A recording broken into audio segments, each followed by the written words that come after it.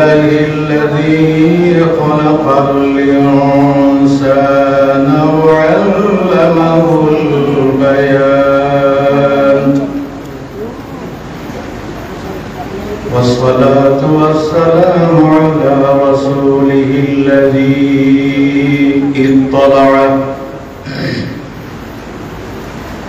اطلعه بما يكون وبما كان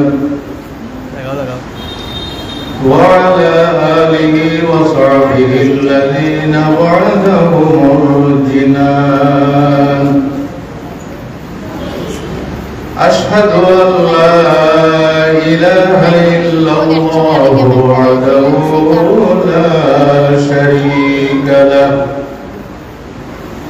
وحده لا شريك له الملك الديان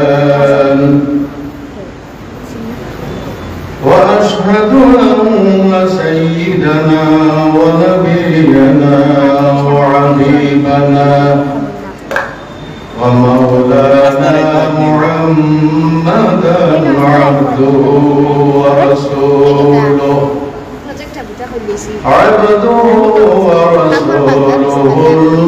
النور القرآن أما بعد فأعوذ بالله من الشيطان الرجيم بسم الله الرحمن الرحيم إن عدة الشهور عند الله 12 شهرا في كتاب الله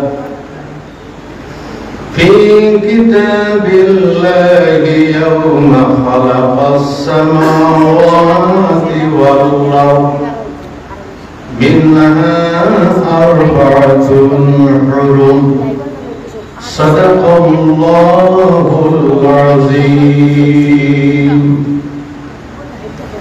قال الله تعالى مخبرا وآمرا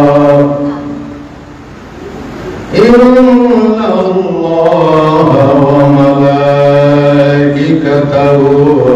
يصلون على النبي يا أيها الذين آمنوا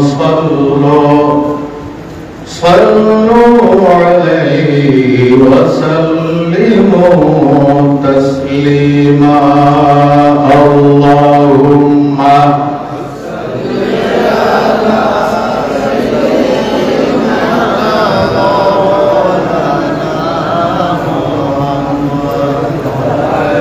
সামনের দিকে অগ্রসর হয়ে বসতে পারবো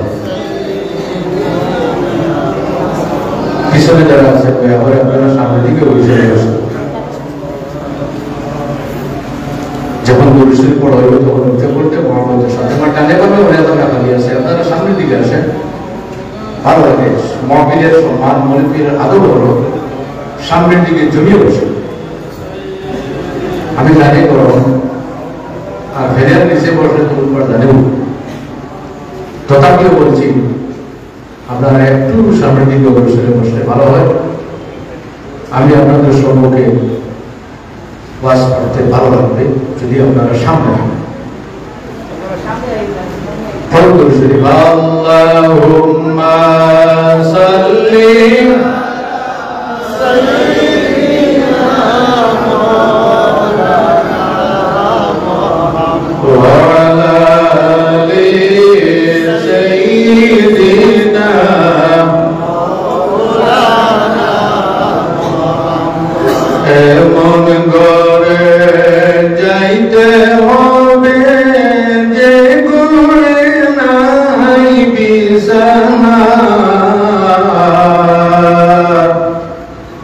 বন্ধু বান্ধব সঙ্গে যাইবে সাথে থাকবে না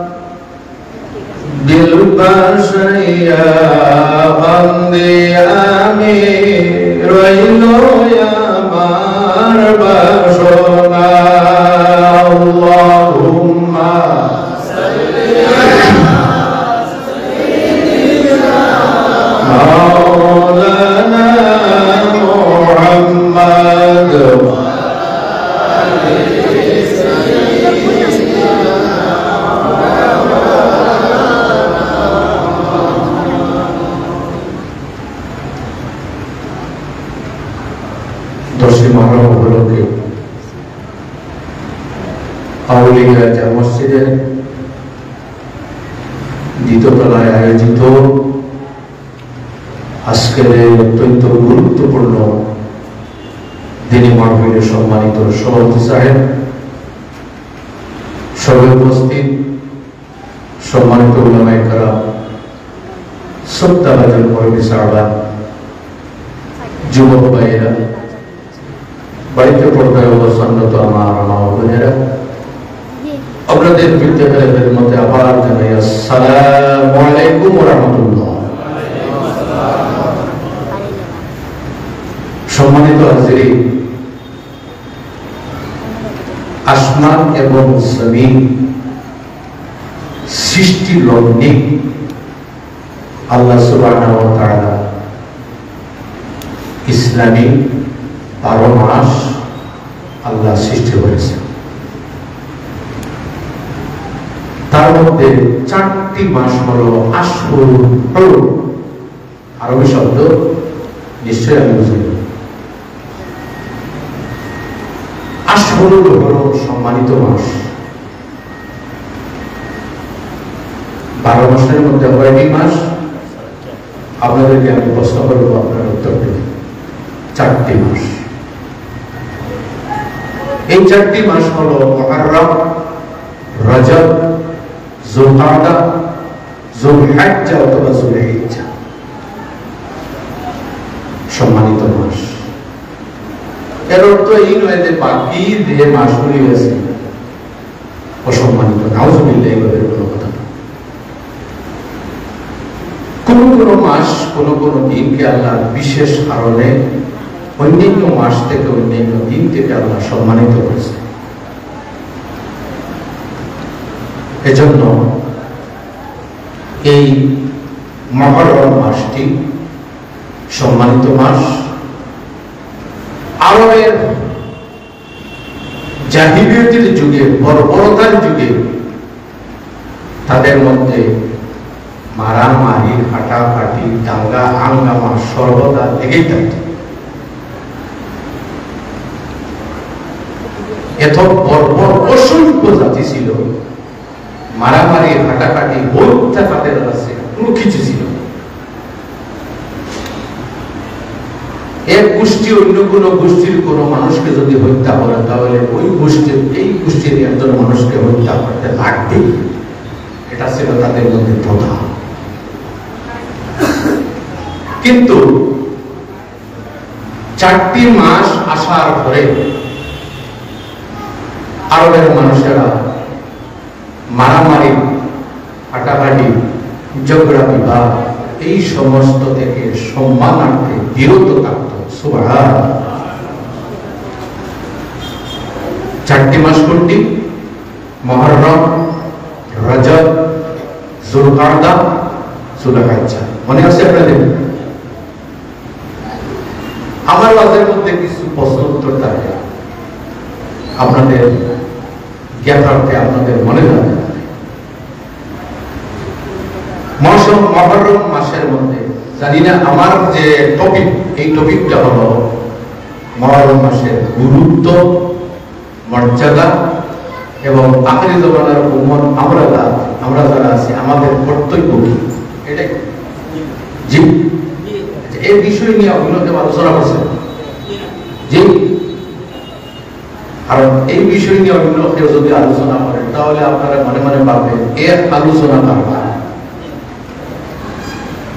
আমি এটা কোনোদিন কোনো মহফিলে চাই না একজন এক টপিক নিয়ে আলোচনা করেছেন, সেই আলোচনাটা আবার আমি করব। যদি এই বিষয়ে আলোচনা করেন না, তাহলে খুবই ভালো। বিশেষ করে মুহররম মাসের একটা তারিখ আছে, এই তারিখটা এত বেশি গুরুত্বপূর্ণ, পৃথিবীর ইতিহাসের যত বড় বড় ঘটনা, সমস্ত ঘটনা এই তারিখে সংঘটিত হয়েছে। সুবহানাল্লাহ। এই তারিখ কোনটি? মুহররমের 10 তারিখ। যদি বলেন এই তারিখ কোনটি? মুহররমের 10 তারিখ। মুহররমের 10 তারিখ। কয়েকটি ঘটনা আমি আমার নির্ধারিত সময়ের ভিতরে আলোচনা করব। এক নম্বর। আল্লামা বদরুদ্দিন আইনি রহমতুল্লাহি তাআলা আলাইহি উমদাতুল কারি ফি শারহ সহিহুল বুখারীর মধ্যে এবং আল্লামা কোরআন যে কিতাব ফকি আবুল সামারকান্দি রহমাতুল্লাহি তাআলা আলাইহি তাকবীহুল গাফিলিন কিতাবের মধ্যে ঘটনাগুলি বর্ণনা করেছে। কি ঘটনা?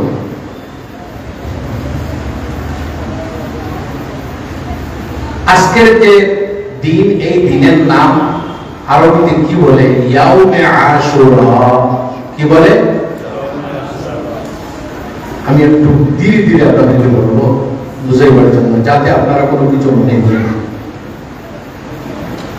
ইয়াউমে আশুরা মুহররম মাসের 10 তারিখ, 10তম দিনকে বোঝায়। মুহররম মাসের 10তম দিনকে বোঝায় ইয়াউমে আশুরা। কেন আশুরা? আশার শব্দ থেকে উৎপত্তি। আশার শব্দের অর্থ হলো 10, لأن الله تعالى أكرم عشرة من الأنبياء بعشر كرامات। এই যে ইয়াউমে আশুরা বলা হয় 10 থেকে, কারণ আল্লাহ সুবহানাহু ওয়া তাআলা এই আশুরার দিনে 10 জন নবীকে আল্লাহ 10 ধরনের সম্মান দিয়ে সম্মানিত করেছেন। সুবহানাল্লাহ। 10 জন নবীকে আল্লাহ 10 ধরনের মর্যাদা দিয়ে মর্যাদা দান করেছেন। 10 জন নবীকে আল্লাহ 10 ধরনের গুণ দিয়ে গুণান্বিত করেছেন। 10 ধরনের সম্মান দিয়ে সম্মানিত করেছেন। এজন্য বলা হয় ইয়াউমে আশুরা। মনে থাকবে? এখন কোন কোন নবী? 1 নম্বর নবী হযরত আদম আলাইহিস সালাম, আমাদের আদি পিতা। তাবাল্লাহু আলাইহি। হযরত আদম আলাইহিস সালামের তওবা যে তারিখে আল্লাহ সুবহানাহু ওয়া তাআলা কবুল করেছিলেন, সেই তারিখ ছিল মুহররমের 10 তারিখ। হযরত সুবহানাল্লাহ বলবেন, তাহলে আমি বুঝবো আপনারা জীবিত আছেন। আমাদের মধ্যে এক শ্রেণীর মানুষের ধারণা গুনাহ করলে বুকের তওবা করতে হবে না, গুনাহ করলেই যে তওবা করতে লাগে। প্রশ্ন আসতে পারে আপনাদের মনের মধ্যে, আদম আলাইহিস সালামের কি কোনো গুনাহ ছিল? না না আমার ভাইরা, আকীদার কিতাবের মধ্যে লেখা আছে আল আম্বিয়া ও মুনাজ্জাহুন আনিল শিরকি ওয়াস সাগাইরি ওয়াল কাবাইর। যত আম্বিয়া کرام আল্লাহ সুবহানাহু ওয়া তাআলা সমস্ত আম্বিয়া کرامকে গুনাহ সগীরা কবিরা শিরক বেদাত কুফর থেকে আল্লাহ মাহফুজ রাখছে। তাহলে তওবা রহস্যটা বাকি আছে কিনা? মানুষ যত বড় হয় তার সামান্যতম ভুল কিন্তু বড়ভাবে দেখা হয়।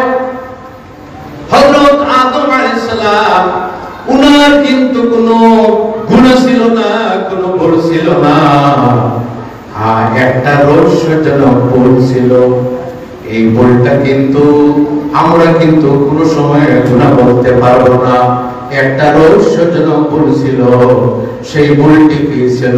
আল্লাহ নিষেধ করে দিয়েছিলেন ফালা তাকরাবা হাযিহিশ শাজারাতা ফাতাকুনা মিনাজ জালিমিন।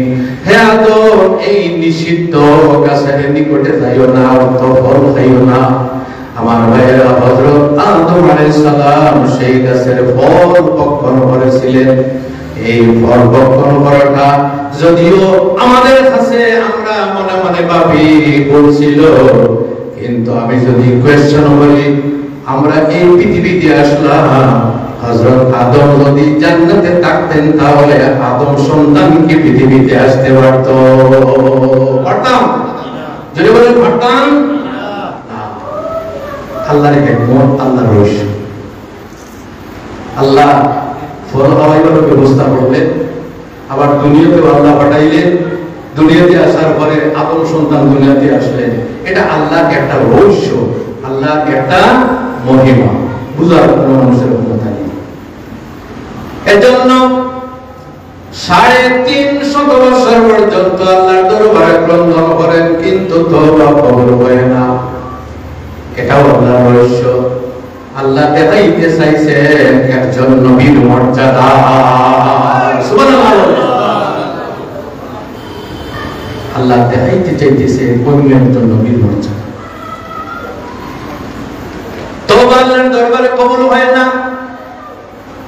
ফাতালাক্কা আদামু মির রাব্বিহি কালিমাতিন ফাতাবা আলাইহি ইন্নাহু হুয়াত তাওয়াবুর রহিম। রব্বুল আলামিন আদমের অন্তরের মধ্যে কয়েকটি কথা জাগ্রত করে দিলেন। এই কয়েকটি কথা কি জাগ্রত করে দিলেন? অন্য আয়াতের মধ্যে আল্লাহ বলেন, এর ঘটনা আছে, আমরা সবাই জানি। দোয়ার মধ্যে আমরা বলি, আমার সঙ্গে আপনারা পড়বেন যাদের জানা আছে, রব্বানা যালামনা আনফুসানা ওয়া ইল্লাম তাগফির লানা ওয়া তারহামনা লানাকুনান্না মিনাল খাসিরিন। আপনারা হয়তো পরিশ্রান্ত হয়ে গেছেন ওয়াজ শুনতে। একটা বার জোরে আপনারা এই দোয়াটা পড়েন, আবার বলেন, রব্বানা আতিনা রব্বানা যালামনা আনফুসানা ওয়া ইল্লাম তাগফির লানা ওয়া তারহামনা লানাকুনান্না মিনাল খাসিরিন। সারাংশটা আমি বললাম। ঘটনাটা কি হয়েছিল? ঘটনাটি হয়েছিল আল্লাহ রাব্বুল আলামিন আদমের ভিতরে যখন আত্মাটা ঢেলে দিলেন, রূহ যখন আল্লাহ দিয়ে দিলেন, আদম নিজের চক্ষু খুলে যখন আরশের দিকে দেখলেন, আরশের দিকে দেখলেন আরশের মধ্যে লেখা আছে লা ইলাহা ইল্লাল্লাহু মুহাম্মাদুর রাসূলুল্লাহ। তিনি বললেন, আয় আল্লাহ, আপনার নামের সঙ্গে যার নাম সংযুক্ত তিনি কোন সাধারণ সত্তা হবেন না। একটু পারমিশন দেন তাহলে একটু। জি, আপনারা বুঝতে পারতেছেন? তাহলে উচ্চ করতে দুরূদ পড়তে দেন। আল্লাহুম্মা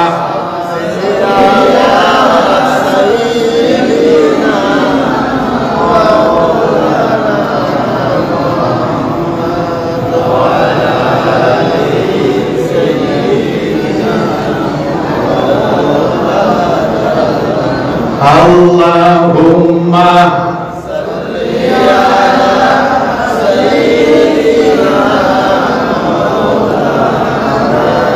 wa ala ali sayyidina। হযরত আদম আলাইহিস সালাম যখন চক্ষু খুললেন, খোলার সঙ্গে সঙ্গে আরশের মধ্যে লেখা দেখেন লা ইলাহা ইল্লাল্লাহু মুহাম্মাদুর রাসূলুল্লাহ। লা ইলাহা ইল্লাল্লাহ। লা ইলাহা ইল্লাল্লাহ। লা ইলাহা ইল্লাল্লাহ। লা ইলাহা ইল্লাল্লাহ। লা ইলাহা ইল্লাল্লাহু মুহাম্মাদুর রাসূলুল্লাহ। মনে মনে ভাবলেন, আল্লাহর নামের সঙ্গে যার নাম সম্পৃক্ত আছে, আল্লাহর নামের সঙ্গে যার নাম সংযুক্ত আছে, তিনি কোনো সাধারণ সত্তা হইতে পারেন না। তাই তিনি আল্লাহর দরবারে নিবেদন করেন, আল্লাহুম্মা গফিরলি বিহাক্কি মুহাম্মাদিন, আয় আল্লাহ আমি আরশের মধ্যে আপনার নামের সঙ্গে সংযুক্ত একটা নাম দেখলাম, সেই নামের খাতিরে আমার তওবা রব্বুল আলামিন কবুল করো। আল্লাহ রব্বুল আলামিন বলেন, হে আদম, আমার আখির জামানার নবীর নাম যখন তুমি ওসিলা হিসাবে আমার দরবারে পেশ করেছো, আমি রব্বুল আলামিনের রহমতের দরিয়ার মধ্যে জুস এসেছে, আমি তোমার তওবা আমার দরবারে আমি কবুল করে নিলাম। যেদিন হযরতে মুসা হযরতে আদম আলাইহিস সালামের তওবা আল্লাহর দরবারে কবুল হয়েছিল, সেই দিন ছিল মুহররমের 10 তারিখ। তাই এই ঘটনা থেকে আমরা একটা মাসলা আমরা পাইলাম, ওসিলা পেশ করিয়া দোয়া করা। বাকি আপনারা বলেন, ওসিলা পেশ করিয়া দোয়া করা চাইতেছে? বলেন, ওসিলা পেশ করিয়া দোয়া করা। আমাদের বাপ আদম আলাইহিস সালাম যখন ওসিলা আল্লাহর দরবারে পেশ করেছে, আমরা আদম সন্তান হয়ে যদি আল্লাহর দরবারে দোয়া করি, তাহলে নিশ্চয়ই আমাদের দোয়া আল্লাহর দরবারে কবুলিয়তের সম্ভাবনা বেশি থাকে। এজন্য আমরা দোয়ার মধ্যে ওসিলা পেশ করি, বলি কিনা? পেশ করি।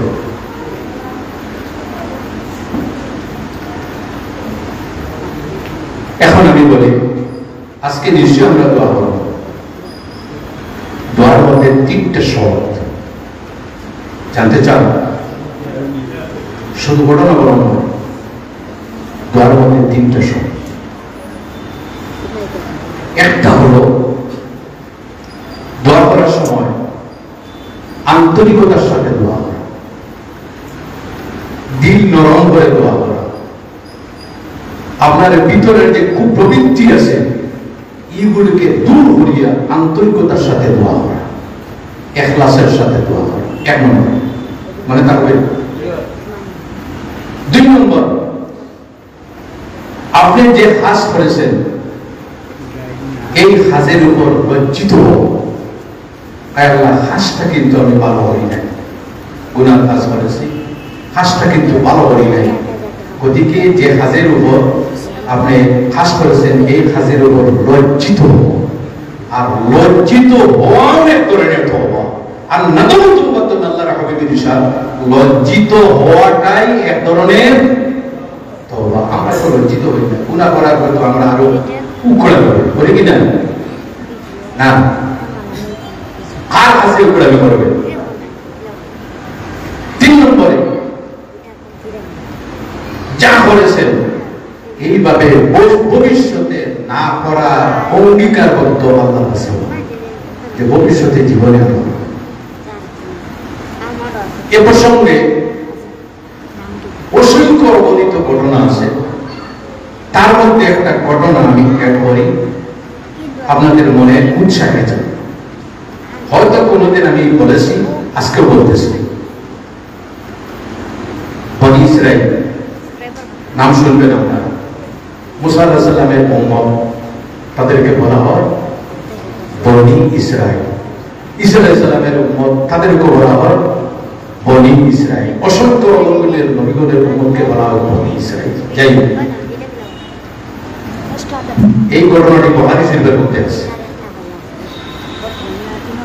বনি ইসরাইলের মধ্যে একজন মানুষ ছিল নাফরমান। এই নাফরমান ব্যক্তি একজন মারাত্মক হত্যাকারী ব্যক্তি ছিল, মার্ডার ব্যক্তি ছিল। যে কোনো ঝগড়ার মধ্যে মানুষকে হত্যা করে তার কোনো বড় বিষয় ছিল না। এইভাবে হত্যা করতে করতে এই ব্যক্তি 99টি হত্যার কাণ্ড ঘটাইয়া ফেলল। সুবহানাল্লাহ বলবেন না নাউজুবিল্লাহ বলবেন? নাউজুবিল্লাহ বলেন। কয়টা? 99টা বড়া। মানুষ যখন গুনাহ করে, বাড়ির মধ্যে গিয়ে রাখতে যখন বালিশে মাথা লাগায়, তখন মনে মনে অনুতপ্ত হয়, কাজটা কিন্তু আমি ভালো করি নাই। সেই ব্যক্তি মনে মনে ভাবতে লাগলো, 99টা মার্ডার করেছি, যদি আল্লাহ রাব্বুল আলামিন এই ব্যক্তি সম্পর্কে যদি আমাকে জিজ্ঞাসা করেন, তাহলে জবাব দেওয়ার কোনো ক্ষমতা আমার নাই।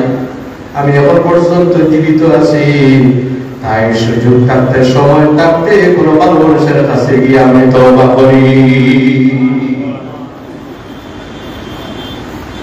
সেই ব্যক্তি রওনা দিল সকালে উঠিয়া পরিষ্কার হয়ে একজন আলিমের কাছে, তাও পূর্ণ আলিম নয়, এমনিতেই আসে, লম্বা কুর্তা লাগাইলে কি আলিম মনে হয়? একটু সরা দেন না আমরা, আলিম হওয়ার জন্য ইলিমের প্রয়োজন, ঠিক কিনা? বর্তমান যুগে তো আলিম খেয়ে আর অনালিম খেয়ে পরিচয় আরকম হতে মনে মনে খারাপ পাইতেছে নাকি কোনো ব্যক্তি বিশেষ করতেছি না। আপনারা যদি বাজারে যান তাহলে দেখবেন হায় হায় তো বড় বড় আলিম, কিন্তু কোন মাদ্রাসার জন্য যদি অ্যাডভার্টাইজ করে কোরআন হাদিস কিতাব পড়াইবার যোগ্য একজন মানুষ অ্যাপ্লাই করবে অসংখ্য অগণিত, কিন্তু ইন্টারভিউর সময় ৩-৪ জন মাত্র কয়েকজন। নাউযুবিল্লাহ, আপনারা মনে মনে পারবেন না আমি কারো বিরুদ্ধে কোনো কটাক্ষ করতেছি না। তিনি গেলেন একজন মানে লেবাসদারি আলিমের কাছে গিয়ে বললেন, হে আল্লাহর বান্দা, আমি আপনার নিকটে এসেছি তওবা করার জন্য। কি কারণে তওবা করবে? সে বলল, আমি ১-২ মানুষ হত্যা করি না, আমি ৯৯ জন মানুষ হত্যা করে এসেছি। যার কাছে তওবা করার জন্য গিয়েছিল, তিনি যখন শুনলেন ৯৯টা মানুষ হত্যা করেছে, তখন তিনি কিন্তু ভীত হয়ে গেলেন, ডরে গেলেন। ডরানোর পরে বললেন, আমি ফতোয়া দিতেছি তোমার তওবা আল্লাহর দরবারে কোনোদিন কবুল হবে না। আল্লাহর রহমতের কোনো সীমা নাই, আর উনি বলতেছেন আমার তওবা কবুল হবে না। তাহলে এই ৯৯ ব্যাপারে রাখে লাভ নাই, 100 করে দিতে। আমি উৎসাহিত করতেছি না, আল্লাহর ওয়াস্তে বলতেছি, ঘটনা বলতেছি। ওই লেবাসদারি মানুষকে হত্যা করে কয়টা? ১০০। বলেন না কয়টা? ১০০টা হত্যা করার পরে তার মনের মধ্যে একটা ডর ঢুকলো, আমি মারা যাইব, মারা যাওয়ার পরে কিয়ামতের দিন আল্লাহর দরবারে আমি কি জবাব দেব? আমি যদি সুযোগ থাকতে আল্লাহর দরবারে যদি তওবা করে পরিষ্কার না